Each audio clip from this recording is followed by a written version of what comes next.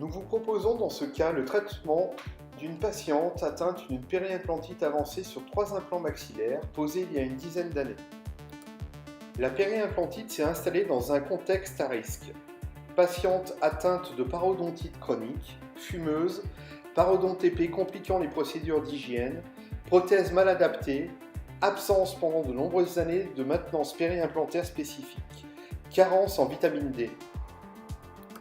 La patiente consulte suite à 2 épisodes infectieux et inflammatoires aigus ayant nécessité la prise d'antibiotiques.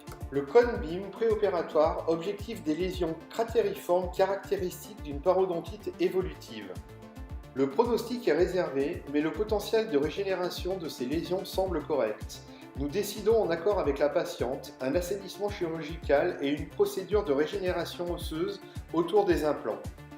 Cette intervention a pour but d'assainir et de modifier l'environnement périimplantaire pour faciliter la maintenance ultérieure qui devra être très stricte. Selon les recommandations de Montbelli et Lang en 1998, nous allons faire un assainissement chirurgical. Il sera assisté au laser Erbium-YAG et une procédure de régénération par de l'os particulaire associée au PRF sera mise en place pour combler les lésions. Après un désépaississement tissulaire par gingivectomie à la lame froide et élévation d'un lambeau d'épaisseur totale, nous procédons à une dissection fine au laser Erbium-YAG des tissus de granulation adhérents à la paroi interne du lambeau et à l'os. C'est dans cette séquence chirurgicale que le laser Erbium-YAG exprime tout son intérêt. Nous utilisons ici les propriétés microablatives du laser Erbium-YAG pour éliminer sélectivement et sans effet thermique les tissus de granulation. Nous nettoyons ainsi les surfaces implantaires et osseuses et la paroi interne du lambeau.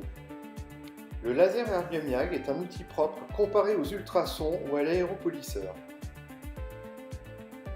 Il est capable, comme vous pouvez le voir sur cette séquence vidéo, de parfaitement nettoyer les surfaces implantaires sans laisser la moindre particule. Il élimine le tartre collé à l'implant par vaporisation sans altérer la surface implantaire. Le laser Erbium-YAG nettoie l'os dans l'intimité des trabécules par vaporisation des particules d'hydroxyapatite grâce à la trophicité particulière du rayonnement sur cette matière. L'environnement ainsi traité est prêt à recevoir le matériau de comblement. Nous utilisons ici un mélange de APRF et d'os halogénique que nous allons mettre en place dans les cratères osseux sans chercher à le tasser.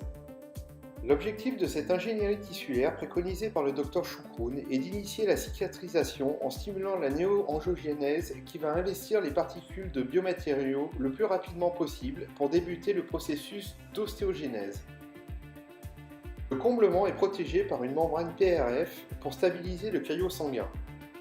Nous suturons le lambeau préalablement disséqué pour éliminer les tensions musculaires par des points d'ancrage profonds en matelassier horizontaux qui vont fixer la ligne mucogingivale.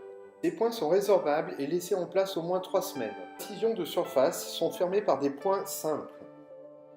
Les suites opératoires ont été simples et sans douleur. Nous n'avons pas cherché à recouvrir les surfaces atteintes par une alvéolyse horizontale. L'objectif a été un assainissement et des modifications anatomiques qui vont faciliter au mieux la maintenance parodontale.